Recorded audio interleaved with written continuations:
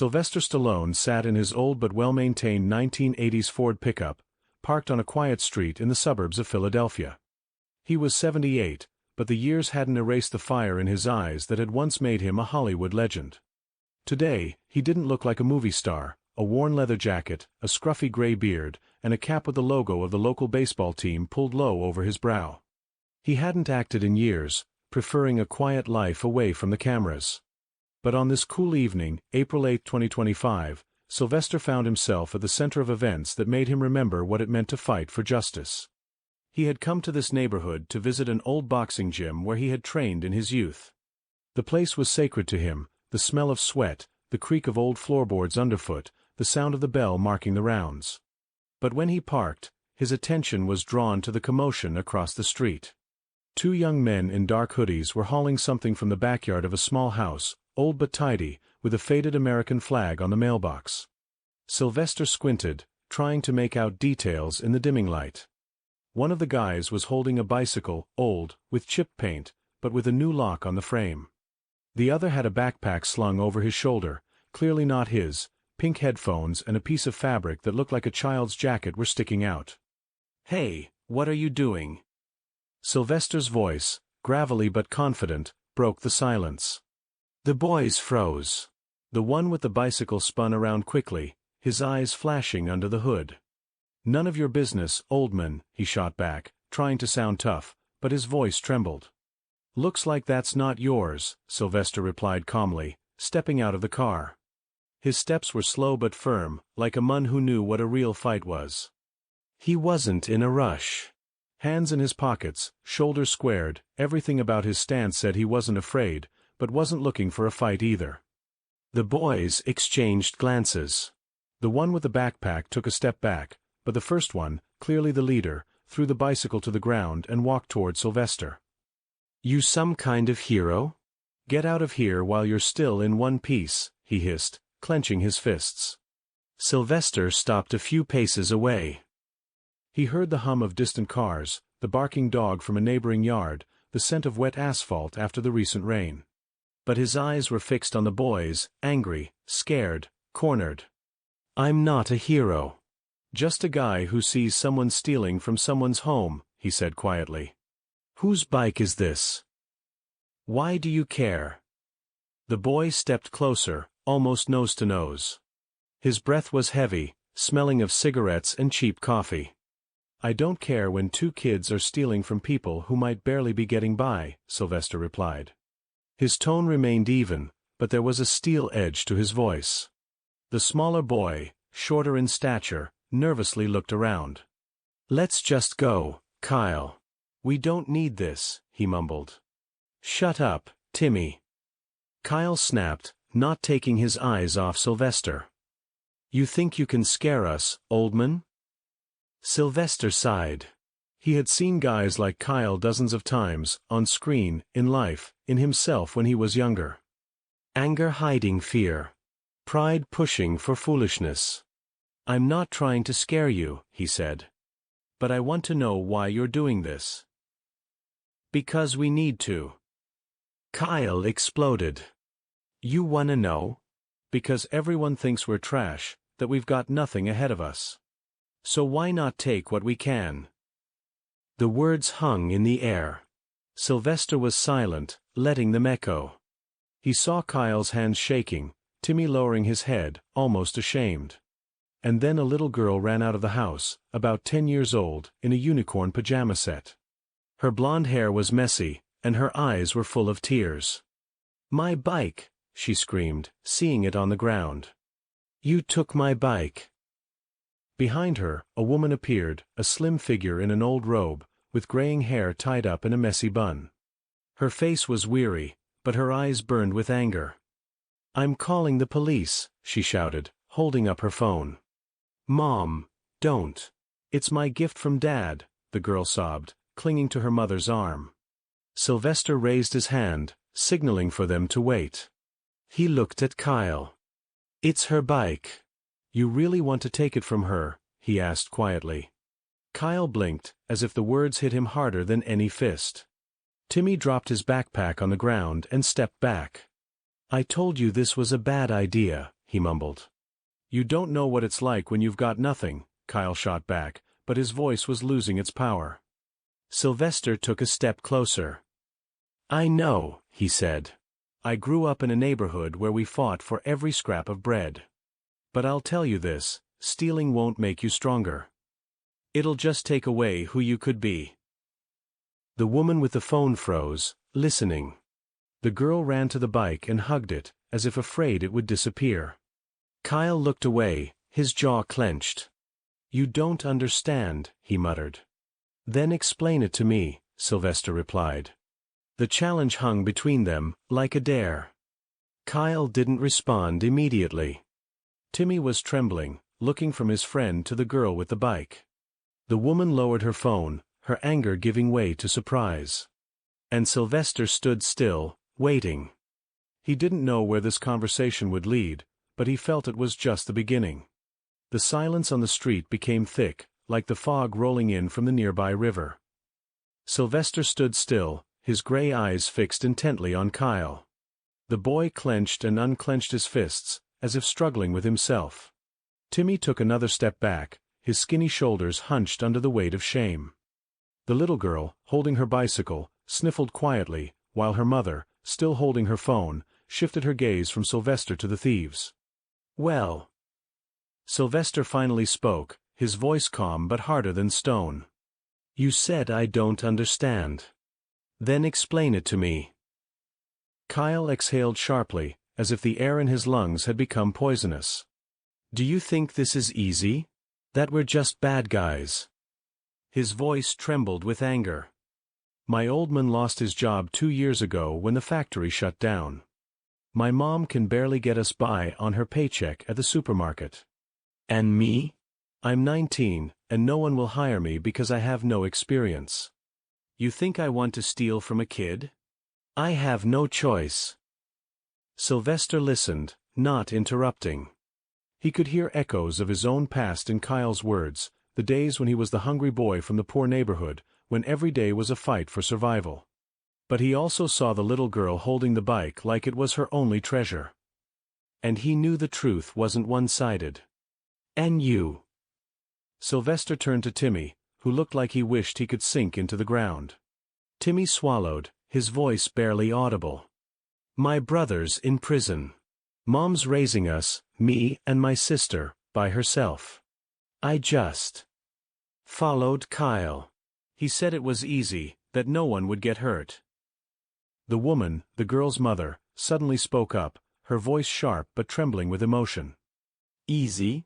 My husband died 3 years ago. This bicycle is the last thing he gave Emmy before he got sick. You think we have a lot? I work 2 jobs just to pay for this old house. You're not the only ones with a hard life. Kyle lowered his head, his anger fading, replaced by something else, perhaps shame. Sylvester felt the air between them thicken with the pain each of them carried inside. He knew that yelling or calling the police wouldn't solve this. But then, what would? Listen, he said, addressing everyone. I'm not a cop, not a judge. I'm just a man who sees something's wrong here. And not just with you guys, he nodded at Kyle and Timmy, but with all of this. With kids stealing because they see no other way out. With mothers barely holding it together to give their kids something. Emmy, the little girl, looked up at Sylvester with tear-filled eyes. Can you send them to jail? She asked quietly. Sylvester shook his head. I don't want that. But I want you to feel safe. And I want them, he pointed at Kyle and Timmy, to understand there's another way. The woman, whose name turned out to be Linda, lowered her phone.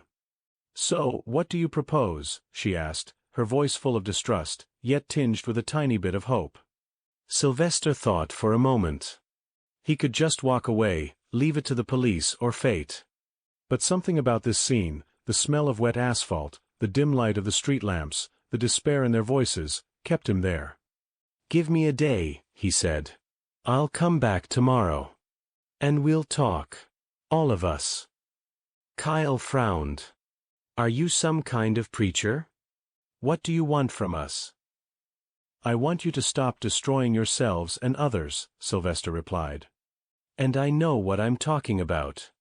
I was where you are now. He turned and walked back to his pickup truck, leaving them in silence. Linda embraced Emmy, and Kyle and Timmy stood there, unsure of what to do. But as Sylvester got behind the wheel, he noticed Kyle had picked up the backpack from the ground and placed it next to the bicycle, a silent gesture that could mean anything. The next morning, Sylvester woke up early. He lived in a modest house outside the city, wooden walls, shelves filled with books, an old punching bag in the garage. While the coffee brewed, he turned on the local news channel. The reporter, her voice tense, was talking about the rise in petty crimes in the suburbs of Philadelphia. Economic instability, factory closures, and lack of opportunities for youth are pushing people to desperate measures, she said. Sylvester turned off the TV. He knew this not from the news, but from his own life. He returned to the same street at 10 a.m. Linda was standing on the porch, holding a cup of tea. Emmy was swinging on a swing in the yard, her bicycle locked to the fence. Kyle and Timmy were sitting on the curb across the street, looking like they hadn't slept all night. You actually came, Linda said, her tone a mix of surprise and caution. I said I would, Sylvester replied, sitting down on the porch step. Where are the boys? She nodded toward Kyle and Timmy. They showed up half an hour ago. Said they wanted to talk. I don't know if I believe them. Sylvester waved the boys over. They approached slowly, Kyle with a grim expression, Timmy with his eyes lowered. So, Sylvester began, have you thought it over? Kyle shrugged. I don't know what you want. Give us a lecture? Send us to church. I want you to tell me what you need, Sylvester said. And I'll try to help. But not the way you think. Linda frowned. You want to fix them? After what they've done? I want to understand why it happened, he replied. And maybe find a way to make sure it doesn't happen again. Then, a turn of events. A black sedan with tinted windows came around the corner and stopped nearby. A man in an expensive coat stepped out, tall, with graying hair and a cold gaze. Sylvester immediately recognized him. It was Richard Crowe, a local businessman who once bought up property in poor neighborhoods, only to sell it later for outrageous prices. But what was he doing here?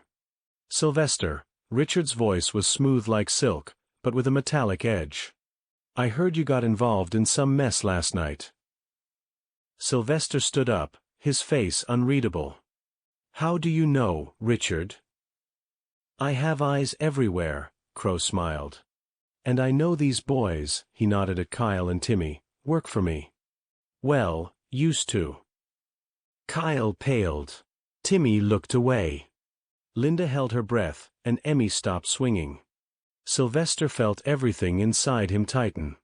You hired them to steal? He asked quietly. Not exactly, Richard replied, his smile widening. I give them motivation. What they do with it is their business. But you, Sylvester, seem to want to spoil my little game. Sylvester took a step forward, his gaze cold as ice. Your game ends here, he said. And we'll talk later. But first, I'll take care of these guys. Richard laughed, but there was a shadow of concern in his eyes. He got back into his car and drove off, leaving behind the scent of expensive cologne and 1,000 questions. Kyle looked at Sylvester, his voice hoarse. You don't know who you're dealing with. I know more than you think, Sylvester replied. Now tell me everything. The street lamp flickered overhead, casting trembling shadows on the asphalt. Sylvester stood before Kyle and Timmy, his posture as solid as in the days when he starred in Rocky.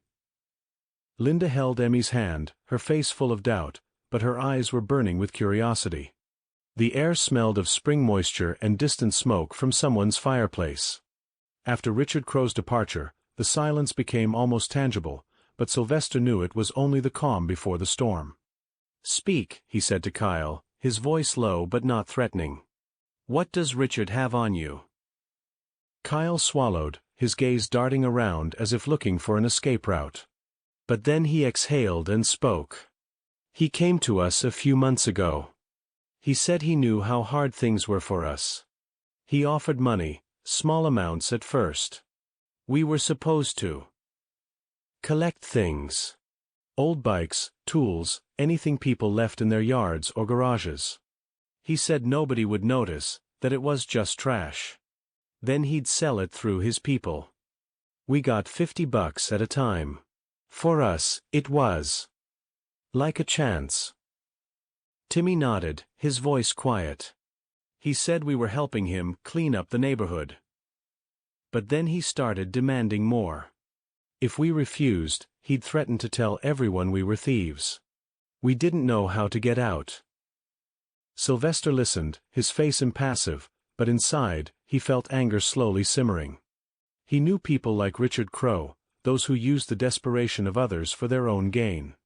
But he also saw something more in Kyle and Timmy than just pawns. They had fear, but they also had a desire to break free. Linda inhaled sharply. So, it was because of him that you came to my house? Because of this rich guy in a suit? We didn't know whose bike it was, Kyle mumbled. We just took what we saw. Emmy looked up, her eyes still shining from tears. But it's my bike. My dad gave it to me when I was little. He said I could ride it whenever I wanted to be free. Sylvester crouched down in front of Emmy, his voice softening. And you have every right to, little one. No one should take your freedom. He straightened up and turned back to Kyle and Timmy. You made a mistake. But that doesn't mean you're lost. The question is, what will you do next? Kyle scowled. What can we do? He won't let us go. He has proof, photos, recordings. If we stop, he'll turn us in. He's bluffing, Sylvester said.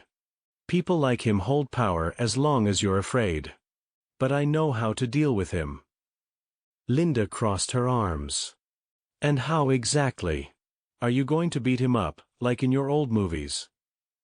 Sylvester smiled, his first smile all day, and it was warm, like the sun breaking through the clouds. No, Linda. I'm going to do what I do best, talk. But first, I need your help. All of you. The next day, Sylvester sat in his living room, holding an old address book. He called a few old friends, not actors or directors, but people from his past, boxers, trainers, even a lawyer who had once pulled him out of trouble in the 70s. In an hour, he had a plan. But the key element was Kyle, Timmy, Linda, and Emmy. He returned to the street with a small recorder and a simple proposition. Kyle, Timmy, he said, you're going to call Richard. Tell him you have something big for him, like an old car from a garage that you found. Invite him here. I'll take care of the rest. Kyle looked scared. And what if he figures out it's a trap? He won't, Sylvester replied. Because I'll be with you. Linda frowned. And what are Emmy and I supposed to do? You'll be my witnesses, he said. And maybe a little bit of actors. The plan was simple but risky. Kyle called Richard, his voice trembling but sounding convincing. 2 hours later, a black sedan appeared on the street again. Richard stepped out, his coat swaying in the wind, his eyes gleaming with confidence. Well, boys, what do you have for me? He asked, not noticing Sylvester standing in the shadow of the house. Kyle nodded toward Linda's garage. There's an old car. We thought you'd like it. Richard smiled. Good. You finally learned to think. Now show me. As he entered the garage, Sylvester turned on the recorder and stepped forward. Richard, he said, his voice calm but sharp like a blade. Do you really think you can play these games and avoid the consequences? Richard turned around, his smile fading. Sylvester, I warned you not to get involved in my business. And I'm warning you, Sylvester replied, that these guys are no longer your puppets. And I have proof. He turned on the recorder, and Richard's voice, clear and cold, came from a previous recording Kyle and Timmy had made. "Take everything you can. I don't care where it's from. Just bring it in." Richard paled. "You wouldn't dare," he hissed. "I already dared," Sylvester replied. "And if you don't leave these people alone, this recording is going to the police. And to the local news. Imagine the headlines: Businessman exploits youth in poor neighborhoods. Your reputation won't survive this." Richard clenched his fists, but then he laughed, dryly, without joy. "You won this round, Stallone. But this isn't over." "Maybe not," Sylvester said. "But for these people, it's just the beginning." Richard got in his car and drove off, his tires screeching on the asphalt. Kyle and Timmy stood there, stunned. Linda hugged Demi, her eyes shining with relief. And Sylvester felt the tension ease off his shoulders, replaced by quiet pride. The next week, Sylvester sat in a boxing gym, where he had first been heading that evening. He'd arranged with the owner, an old friend, to give Kyle and Timmy jobs, sweeping the ring, carrying water, learning the basics. It wasn't much, but it was a chance. Linda agreed to let them help with repairs around the house, painting the fence, fixing the roof. Emmy even drew them a picture, a bike with 2 smiling boys next to it. Sylvester drank coffee from a worn cup, listening to the bell ring in the gym. He didn't know if Richard would return or if Kyle and Timmy would stick to their new path. But he saw Emmy riding her bike in front of the house, laughing for the first time in a long while. He heard Linda thanking him with tears in her eyes. And he knew that a small step, one calm conversation, could change more than any fist ever could. When he walked out of the gym, the sun was rising over the horizon, gilding the old city. And in that moment, Sylvester felt something he hadn't felt in years, not just victory, but hope. Hope that even in the darkest times, people could find the light, together.